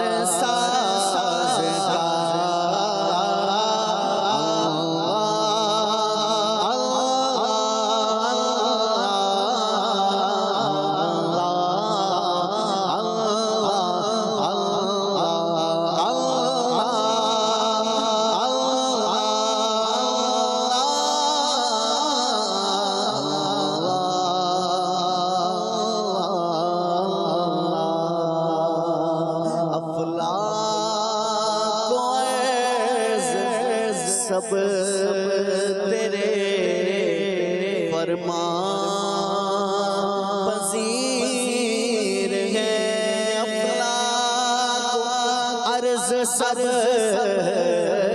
تیرے فرمان پذیر ہیں، اللہ افلاک عرض سب تیرے فرمان پذیر ہیں، حاکم حاکم ہے تو جگہ کے نشیب و فراز کا،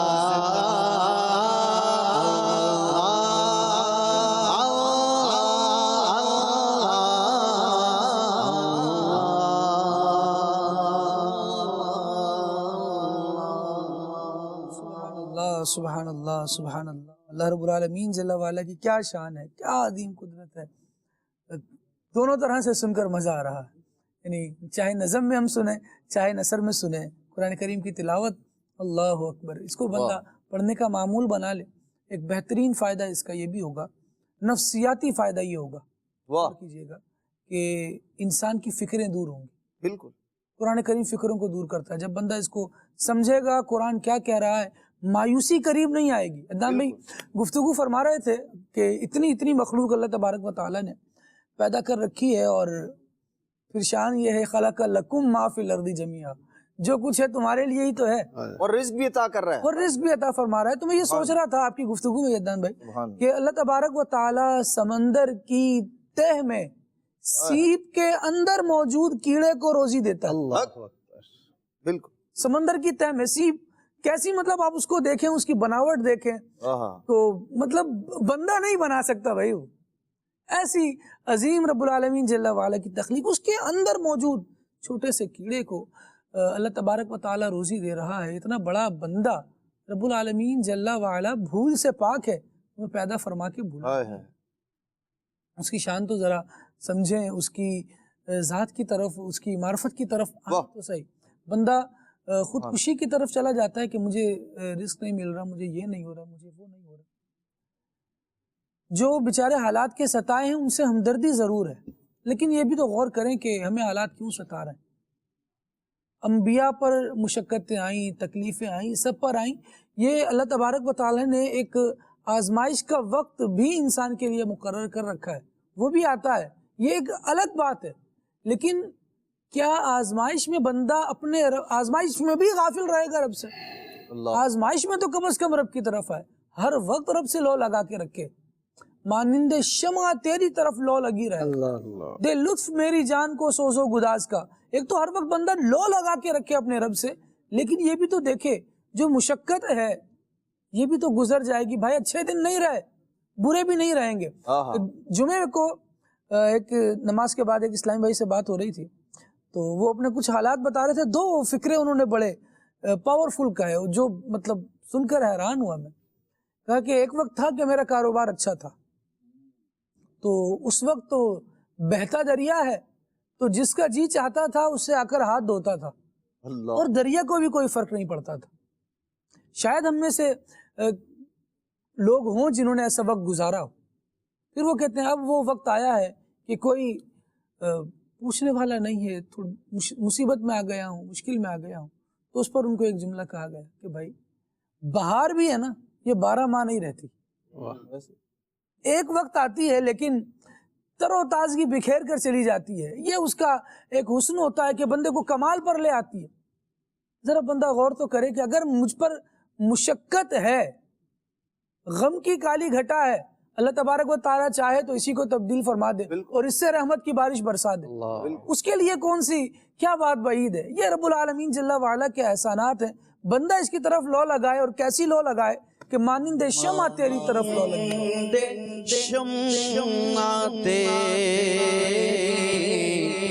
طرف لو لگی رہے،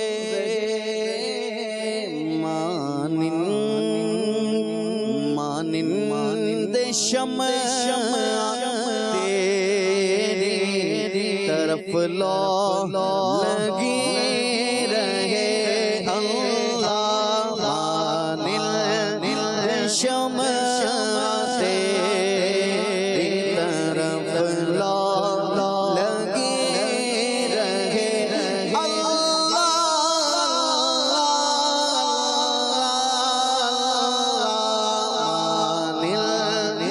شمع تیری طرف لو لگی رہے، دلوں میری جان کو سوزو گداز کا،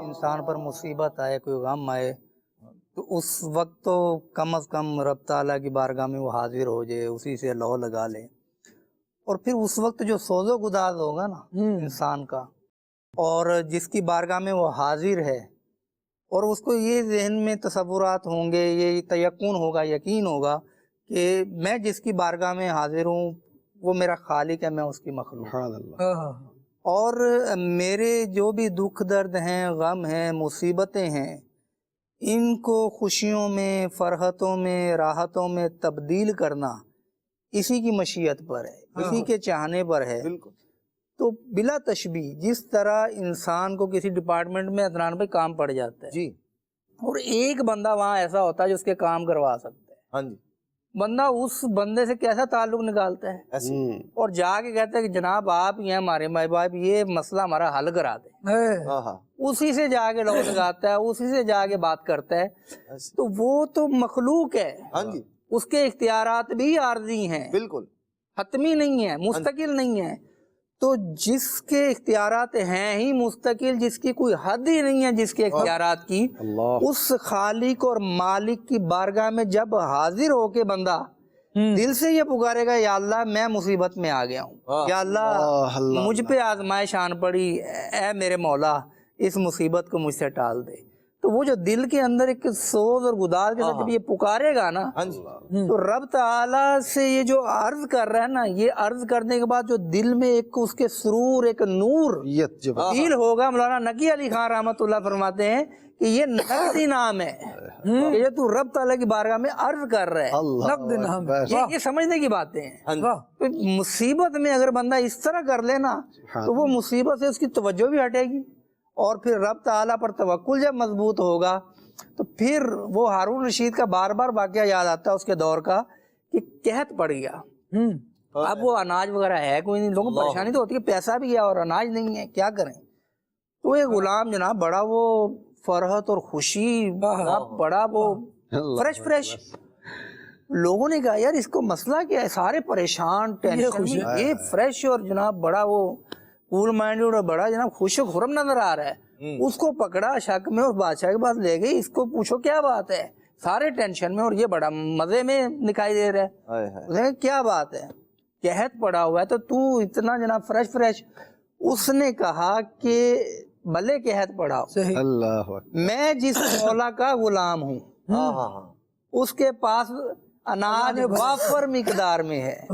ہارون رشید کو یہیں سے چوٹ لگی کہ جب یہ مخلوق اپنے ہی جیسی مخلوق کے پاس مال ہونے پر، اناج ہونے پر بے فکر ہے، فریش ہے، تو ہم رب تعالیٰ سے ویسا تعلق کیوں نہ جوڑیں کہ اگرچہ قحط ہے لیکن ہم مخلوق اس کی ہیں کہ جو ہماری پلک جھپکتے میں اس اناج کے قحط کو ختم فرما سکتے۔ سبحان اللہ، سبحان۔ پھر وہ نے کہا کہ رب تعالیٰ کے بارگاہ میں توبہ کرو، اس طرح یہ وہ سارا معاملہ ہوا۔ تو یہ سوچ کی بات ہے، سوچ چینج ہوتی ہے نا خالد بھائی تو کافی ساری ٹینشنیں اور پریشانیاں ختم ہو جاتی ہیں۔ سب سوچ تبدیل کرتا ہے قرآن، اللہ اور ایسی مثبت تبدیلی ہے یہاں پر کہ انبیاء کرام علیہ السلام کی تعلیمات آپ کو بیان کی جائیں۔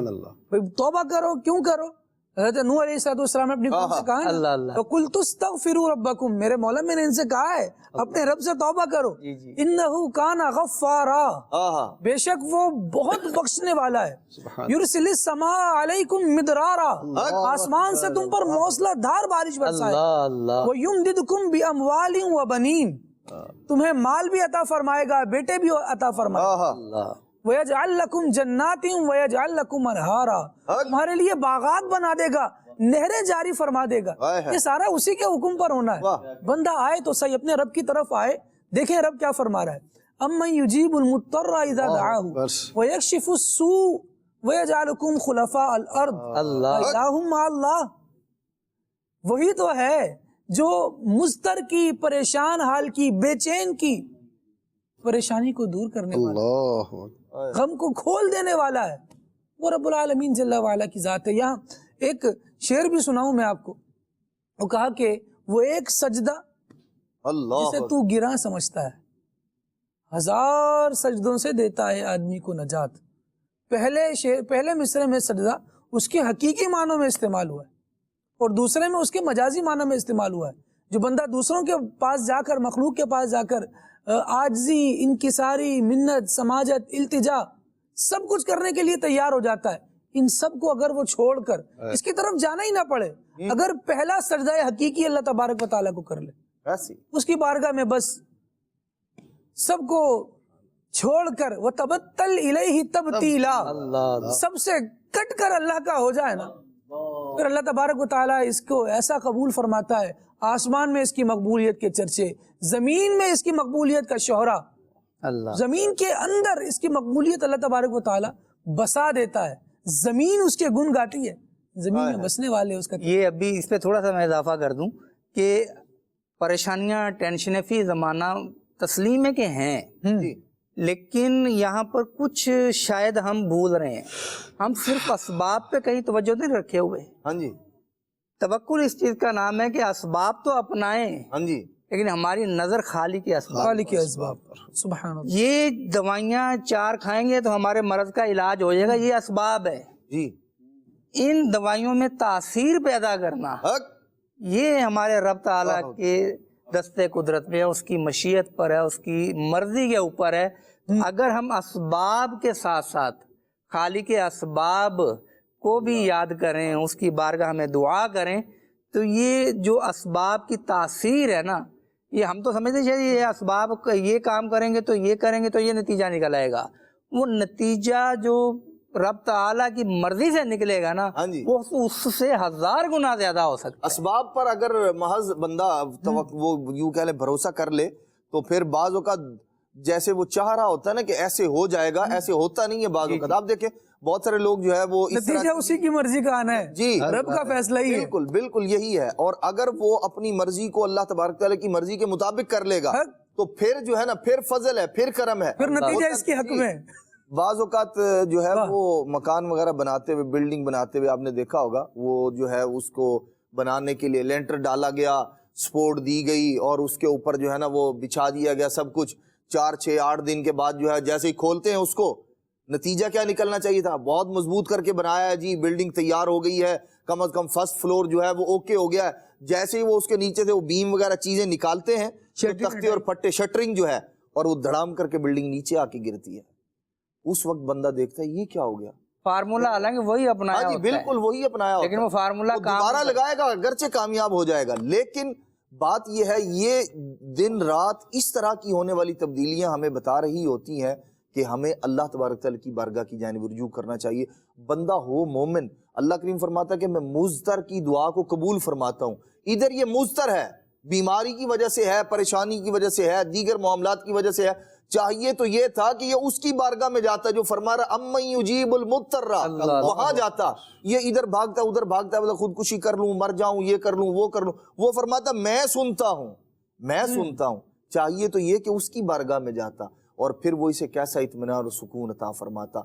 بعض اوقات ایسا ہوتا ہے کہ اللہ تبارک تعالیٰ کی جانب سے اس کے بھی فضل اور کرم کے اپنے ہی انداز ہیں۔ بعض اوقات آدمی جو ہے نا وہ یوں کہہ لیں کہ بہت سارے بزرگان دین کے اس طرح کے واقعات ہیں، وہ بیمار ہیں، مطلب ظاہری طور پر کوئی اپنے اعضاء سے کچھ فائدہ حاصل نہیں کر رہے، لیکن پھر بھی کہتے ہیں اللہ تیرا بڑا شکر ہے، تو انہیں بڑا اچھا رکھا ہوا ہے۔ تو بعض اوقات ایسا بھی ہو، کسی نے پوچھ لیا کہ بھائی کیا آپ ہاتھ ہیں کام کوئی نہیں کرتے، نگاہ ہے کام کوئی نہیں کرتی، کہتے ہیں وہ چاہتا تو آسمان سے جو ہے وہ بجلی گرا کے مجھے فنا کر دیتا، زمین پھٹ جاتی، میں چلا جاتا، اندر سما جاتا، میں ان ساری چیزوں سے محفوظ ہوں، اور پھر ساتھ ساتھ اس نے مجھے ایمان کی دولت دی ہے، تو میں ہزاروں سے بڑھ کر ہوں، میں اس کا شکر ادا کیوں نہ کروں۔ تو جب بندہ اس طرح کے بزرگان دین، اس طرح کے اللہ والوں کے جب واقعات پڑھتا ہے تو پھر اسے توکل اور بھروسہ مضبوط کرنا چاہیے۔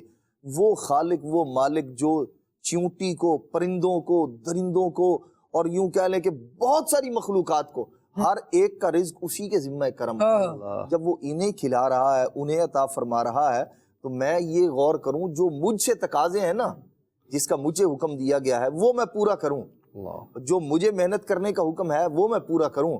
معذور یوں کہہ لیں کہ ٹھیک ہونے کے باوجود معذور نہ بن جاؤں، کوئی آئے لقمہ کھلائے، بلکہ آپ کھلانے والے بنے۔ مولا مجھے تو نے طاقت دی ہے، ہمت دی ہے، میں کوشش کر رہا ہوں یا اللہ مجھے کھلانے والا بنا، نہ یہ کہ میں بیٹھ جاؤں بولوں کوئی آئے اور میرے منہ میں لقمہ ڈالے۔ نہیں، جو معذور ہیں، جو نہیں کر سکتے، ان کے منہ میں لقمہ ڈالنے والا بنے. آپ اپنا ویژن تو بڑا رکھیں، خود ذہن تو رکھیں کہ میں رب کا بندہ ہوں، اللہ خالق و مالک کا بندہ ہوں، مجھے اللہ تبارک و تعالیٰ کی وہ جو کھلانے والی صفت ہے مجھے اس کا مظہر بننا ہے. مولا بنا دے، وہ بنا دے گا. تو ہمیں یوں کر کے اپنا ذہن بنانا چاہیے. انشاءاللہ الرحمن اللہ تبارک تعالیٰ کی مخلوقات پر غور فکر کرتے چلے جائیں گے، ایمان مضبوط ہوگا. جملہ آپ نے عدنان بھائی کہا کہ بندہ ویژن اپنا بڑا کرے، اور دیکھیں اسلام کیسے عظیم تعلیم دیتا ہے. حضور جان عالم صلی اللہ علیہ وسلم نے ارشاد فرمایا کہ وہ 3 شخص حدیث مبارکہ میں بیان فرمائے جن کو بروز قیامت اللہ تبارک و تعالیٰ کے عرش کا سایہ ملے گا. اس میں سے ایک وہ بیان فرمایا کہ جو لوگوں کی پریشانی دور کرنے والا. اللہ اللہ، یہ کیسی بات ویژن اس کا براؤڈ کرتی ہے مزید کہ تم یہ نہیں کہ بس میں ہوں، کوئی میری پریشانی دور کر دے. تھوڑے سے اٹھ کھڑے ہوں، دوسروں کی پریشانی دور کریں. اللہ تبارک و تعالیٰ آخرت میں، قیامت میں اپنے عرش کا سایہ عطا فرمائے گا. یہ ساری باتیں مدری چینل کے ناظرین پریکٹیکل ہیں، پریکٹیکل کریں، عمل کی طرف آئیں، اللہ تبارک و تعالیٰ کو پکاریں. وہ کون سی مشکل ہے جو اس کی رحمت سے بڑی ہے کوئی مشکل؟ مجھے بتائیں بندہ مومن کا کیا جواب ہے اس پر کہ کوئی مشکل ایسی نہیں جو رب کی رحمت سے بڑی ہے. حقیقت یہی ہے، جو آپ کا ایمان ہے نا وہی حقیقت ہے کہ کوئی مشکل اللہ کی رحمت سے بڑی نہیں ہے.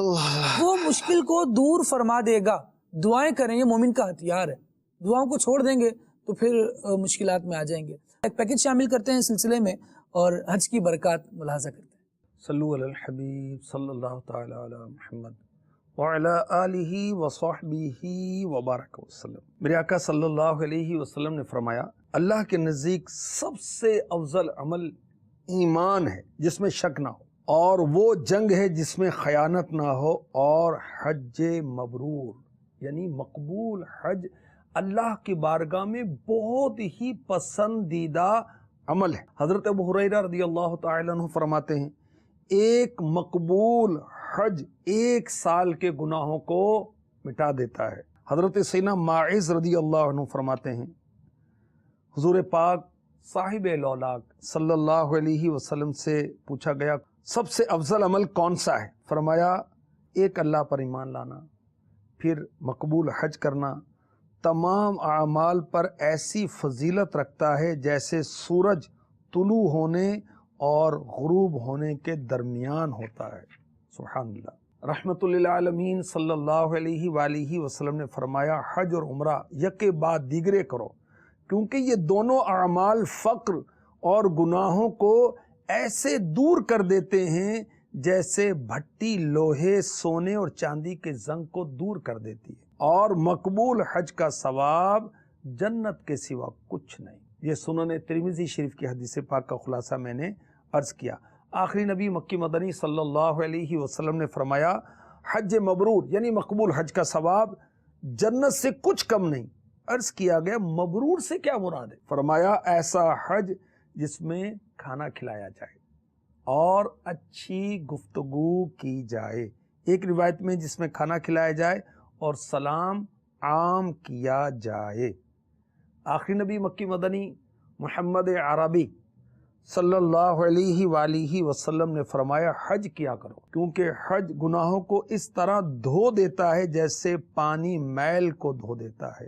ارشاد فرمایا حاجی کے اونٹ کے ہر قدم چلنے اور ہاتھ رکھنے کے بدلے اللہ پاک حاجی کے لیے ایک نیکی لکھتا ہے، یا اس کا ایک گناہ مٹاتا یا ایک درجہ بلند فرماتا ہے.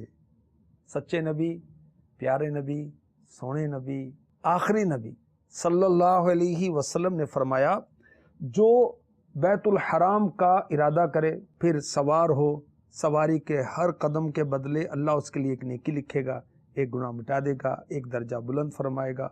وہ بیت الحرام پہنچے گا، طواف کرے گا، کعبے کا طواف کرے گا، صفا و مروہ کے درمیان سعی کرے گا یعنی دوڑے گا، پھر حلق یا تقصیر کروائے گا. حلق یہ ہے کہ پورے سر کے بال منڈوائے جائیں، تقصیر میں کچھ بال اتارے جاتے ہیں. وہ اپنے گناہوں سے اس طرح نکل جائے گا جیسے اس دن تھا جس دن اس کی ماں نے اسے جنا تھا.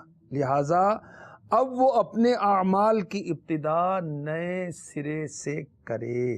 آخری نبی مکی مدنی صلی اللہ علیہ وسلم نے فرمایا حاجی اپنے گھر والوں میں سے 400 افراد کی شفاعت کرے گا، اور ایک روایت میں ہے اپنے اہل خانہ میں سے 400 افراد کی شفاعت کرے گا، گناہوں سے ایسے نکل جائے گا جیسا اس دن تھا جب اس کی ماں نے اسے جنا۔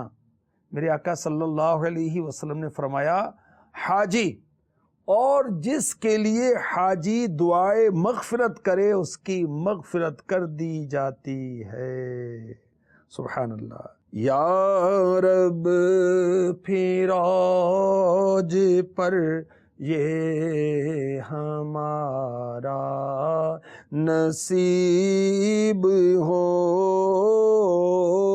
سوئے مدینہ پھر ہمیں جانا نصیب ہو، مکہ بھی ہو نصیب مدینہ نصیب ہو، دشت عرب نصیب ہو، صحرا نصیب ہو۔ آمین آمین آمین بجاہ خاتم النبیین صلی اللہ تعالی علیہ وسلم۔ ماشاء اللہ، کھول دیجئے۔ میں سر محمد ظاہر حسین کوہاٹ سے سر سب سے پہلے سر میرا سر تمام شرکاء کو سر اپنا جو بھی پروگرام میں ہمارے رئیس ہیں سر ان کو میری طرف سے بہت سلام سر۔ اور سر میرا سوال یہ ہے سر کہ اپنا تفسیر قرآن سر، کوئی اچھی تفسیر قرآن سر جو عام لوگوں کے لیے ہو سر، وہ اس کے بارے میں رہنمائی فرما دیں سر، جزاک اللہ خیر۔ ماشاءاللہ عرفان بھائی، تفسیر قرآن عام لوگوں کے لیے جی، فی زمانہ اور جو حالات کے تقاضوں کے مطابق بھی ہو، سہل بھی ہو اور ان کے مسائل کا حل بھی ہو، تو میں مشورہ دوں گا الحمدللہ تعالی دعوت اسلامی کے جو پبلشنگ ادارہ ہے مکتبۃ المدینہ، اس نے ایک تفسیر شائع کی ہے، تفسیر صراط الجنان۔ بہت پیاری تفسیر ہے، نہ بہت طویل ہے نہ بہت مختصر ہے۔ صحیح۔ اس کا جو رائٹنگ سٹائل ہے، لکھنے کا انداز ہے، بہت آسان ہے تاکہ عام طبقہ بھی اس کو ایزیلی پڑھ کے سمجھ لے اور عمل کی طرف راغب ہو۔ اس میں ترغیبات بھی ہیں، بڑے اچھے انداز میں، ناصحانہ انداز میں بھی اس کو لکھا گیا ہے۔ تو مشورہ دوں گا اس تفسیر کو پڑھیں، مطالعہ کریں، تفسیر صراط الجنان پڑھیں، حاصل کریں، انشاءاللہ تبارک و تعالیٰ اس کی برکتیں نصیب ہوں گی۔ مکتبۃ المدینہ سے اس کی ہارڈ کاپی بھی آپ حاصل کر سکتے ہیں، ایک پیکج مزید شامل کرتے ہیں اور دیکھتے ہیں کہ حاجی وقار المدینہ ہمیں کیا ارشاد فرما رہے ہیں۔ صلو علی الحبیب صلی اللہ تعالی علی محمد وعلی آلہ وصحبہ وبارک وسلم۔ الحمدللہ عز وجل، بہت ہی پیارا سلسلہ کھلے آنکھ صلی اللہ کہتے کہتے، اور اس کا سیگمنٹ ہے مکے کی بہاریں، اور آج بالخصوص اس میں ہم کعبۃ اللہ کی شان و عظمت کے بارے میں سن کر اپنے سینے کو مکہ پاک کی محبتوں سے لبریز کریں گے، اور انشاءاللہ عز وجل اس بیان کو سن کر، ان باتوں کو سن کر امید ہے کہ ہمارے دل میں مزید مکہ پاک کی محبت پیدا ہوگی۔ عاشقان رسول، مکہ شریف میں واقع بیت اللہ شریف وہ مقدس مقام ہے کہ جس کی توصیف اور تعریف خود قرآن کریم میں موجود ہے۔ چنانچہ اللہ تبارک و تعالی پارہ 4 پارہ نمبر 4 سورہ آل عمران کی آیت نمبر 96 میں ارشاد فرماتا ہے، بے شک سب میں پہلا گھر جو لوگوں کی عبادت کو مقرر ہوا وہ ہے جو مکہ میں ہے، برکت والا اور سارے جہان کا رہنما۔ صدر الافاضل حضرت علامہ مفتی سید محمد نعیم الدین مراد آبادی رحمۃ اللہ تعالی علیہ اس آیت مقدسہ کے تحت ارشاد فرماتے ہیں کہ اس میں بتایا گیا ہے کہ سب سے پہلا مکان جس کو اللہ کریم نے طاعت و عبادت کے لیے مقرر کیا، نماز کا قبلہ، حج اور طواف کا مقام بنایا، جس میں نیکیوں کے ثواب زیادہ ہوتے ہیں، وہ کعبہ معظمہ ہے جو شہر مکہ معظمہ میں واقع ہے۔ تفسیر صراط الجنان میں کعبہ شریف کی کچھ خصوصیات، کچھ خوبیاں تفصیل کے ساتھ بیان کی گئی ہیں۔ آئیے سنتے ہیں اور اپنا ایمان تازہ کرتے ہیں۔ کعبہ شریف سب سے پہلی عبادت گاہ ہے کہ حضرت آدم علیہ السلام نے اس کی طرف نماز پڑھی۔ کعبہ تمام لوگوں کی عبادت کے لیے بنایا گیا، جبکہ بیت المقدس مخصوص وقت میں خاص لوگوں کا قبلہ رہا۔ کعبہ شریف مکہ معظمہ میں واقع ہے، جہاں ایک نیکی کا ثواب اللہ پاک بندے کو 1,00,000 گنا عطا فرماتا ہے۔ سبحان اللہ۔ حج ہمیشہ صرف کعبے کا ہوا، بیت المقدس قبلہ ضرور رہا لیکن اس کا حج نہ ہوا۔ کعبہ شریف کا حج اللہ پاک نے مسلمانوں کے لیے فرض کیا۔ کعبہ شریف کو امن کا مقام قرار دیا گیا ہے۔ کعبہ شریف میں بہت سی نشانیاں رکھی گئی، جن میں سے ایک بہت پیاری نشانی مقام ابراہیم ہے۔ پرندے کعبہ شریف کے اوپر نہیں بیٹھتے اور اس کے اوپر سے پرواز نہیں کرتے، بلکہ پرواز کرتے ہوئے آتے ہیں اور ادھر ادھر ہٹ جاتے ہیں۔ جو پرندہ بیمار ہو جاتا ہے وہ اپنا علاج ایسے کرتا ہے کہ ہوائے کعبہ میں ہو کر گزرتا ہے، اس سے اللہ پاک اس کو شفا عطا فرماتا ہے۔ وحشی جانور ایک دوسرے کو حرم کی حدود میں ایذا نہیں دیتے، حتیٰ کہ سرزمین میں کتے ہرن کے شکار کے لیے نہیں دوڑتے اور وہاں شکار نہیں کرتے۔ ہر شب جمعہ کو ارواح اولیاء اس کے گرد جمع ہوتی ہیں۔ جو کوئی اس کی بے حرمتی اور بے ادبی کا ارادہ کرتا ہے برباد ہو جاتا ہے۔ رات دن رحمت برستی ہے جہاں پر جھوم کر ان طواف کعبہ کے رنگین نظاروں کو سلام۔ تو آپ نے سنا کہ اللہ تبارک و تعالی نے کعبۃ اللہ شریف کو کتنی خصوصیات عطا فرمائیں، اور سبحان اللہ بالخصوص بیت اللہ شریف جو ہے اس کی کتنی عظمتیں ہیں، اور خود قرآن کریم میں اللہ تبارک و تعالی نے بیت اللہ شریف کا مقام اور اس کی شان بیان فرمائی ہے۔ اور جو بیمار پرندے ہوتے ہیں ان کی شفا وہاں کی ہواؤں میں رکھی گئی کہ جب بیمار پرندہ کعبۃ اللہ کا طواف کرتا ہے اور اس کی ہواؤں سے گزرتا ہے تو اللہ پاک اس کو بھی شفا عطا فرما دیتا ہے۔ سبحان اللہ، سبحان اللہ، سبحان اللہ۔ پرندے بھی کتنا احترام کرتے ہیں کہ کعبے کے اوپر نہیں بیٹھتے۔ اللہ پاک ہمیں بھی ادب والی، محبت والی، کعبۃ اللہ سے پیار کرنے والی، بار بار کعبۃ اللہ کی حاضریاں عطا فرمائے، کعبۃ اللہ کا دیدار عطا فرمائے، اور ہمیشہ آخری سانس تک کعبۃ اللہ کی برکتیں نصیب ہوتی رہیں۔ آمین آمین بجاہ النبی الامین صلی اللہ علیہ وآلہ وسلم۔ یہ برکتیں زندگی کا سرمایہ ہیں، اور جنہوں نے پائی ہیں خانہ کعبہ کے طواف کی برکتیں، حتیم کی نمازوں کی برکتیں، مقام ابراہیم پر دگانہ ادا کرنے کی برکتیں، صفا مروہ کی سعی کی برکتیں، یہ حرم اور اس کے قریب اطراف میں بے شمار زیارتیں ہیں۔ اللہ تبارک و تعالی ہمیں پھر ان کی برکتیں عطا فرمائے۔ دل اور چاہتا ہے کہ پھر حاضری دی جائے، پھر اللہ کریم کرم فرمائے، اپنی رحمت سے ہمارا وہاں جانا مقدر فرمائے، اپنے در کی حاضری عطا فرمائے، حضور جان عالم صلی اللہ تعالیٰ علیہ وآلہ وسلم کے روزے تک پہنچائے۔ دعا کرتے رہیں تو انشاءاللہ اللہ نے چاہا در کھل جائیں گے، آسانیاں ہوں گی۔ کچھ کالز لیتے ہیں۔ میرے پیارے پیارے خالد انکل، میں فاطمہ طاہرہ آمین کے نواز سے میری نعت خبر سے یہ عرض ہے کہ مجھے یہ کلام سنا دیجیے۔ اے ختم رسول مکی مدنی کونین میں تم سا کوئی نہیں، کوئی نہیں۔ جزاک اللہ خیر۔ ماشاءاللہ ماشاءاللہ۔ مشتاق احمد ہے نواں جتوئی سے، ان کا کہنا یہ ہے کہ نعت خواں بھائی کلام سنائیں۔ سرور کہوں کہ مالک کو، مولا کہوں تجھے۔ سبحان اللہ۔ کال دیجیے جی۔ میں ہوں احمد یان اطاری توسا شریف سے۔ زندہ باد۔ مجھے یہ کلام سنا دیجیے۔ بلا لو پھر مجھے شاہ بر مدینے میں۔ سبحان اللہ۔ اس کلام کی فرمائش ہے، ان کا منگتا ہوں جو منگتا نہیں ہونے دیتے۔ ماشاءاللہ عمر بھائی نے بہت پیارا کلام پڑھا، ماشاءاللہ، جزاک اللہ۔ اچھا جی، اور نعت سنا دیں۔ تسبیح تھوڑی سی پڑھنے میں دشواری ہو رہی ہے، اللہ کریم خیر فرمائے۔ اے سبز گنبد والے، اس کلام کی فرمائش ہے۔ جو لمحے تھے سکون کے، اس کلام کی بھی فرمائش ہے۔ اور تنم فرسودہ، اس کی فرمائش ہے۔ نعت خواں اسلام بھائی سر سے کلام سنائیں، سفر ہمارا بھی سرکار ہو مدینے کا۔ عمر بھائی آپ کی طرف ہیں، جو چاہیں جلد از جلد سنائیں۔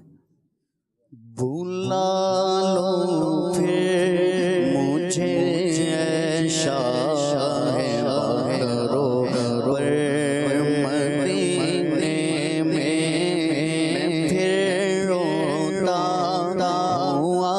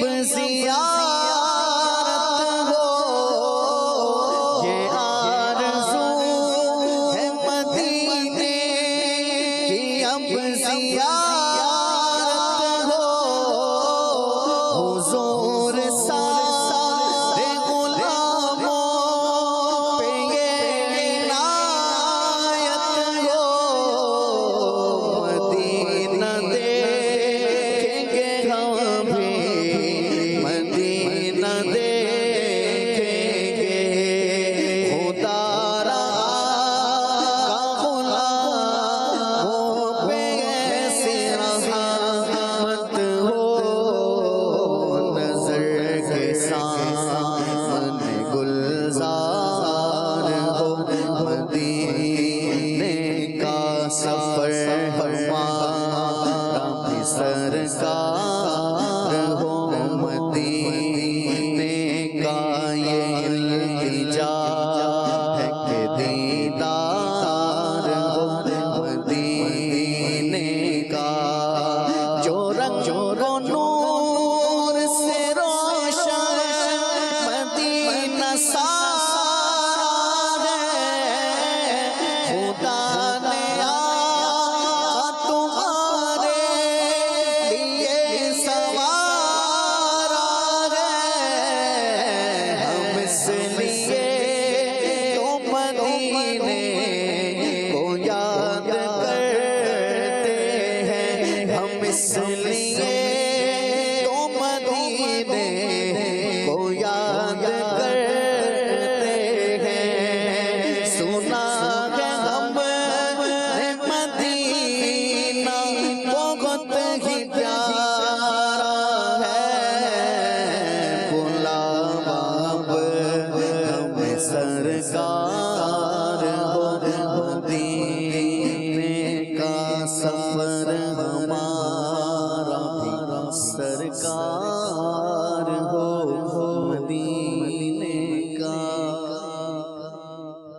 نبی الامین صلی اللہ تعالی علیہ وآلہ وسلم سبحانک اللہم وبحمدک اشہد ان لا الہ الا انت استغفرک واتوب الیک. آئیے صلاۃ والسلام شکریہ.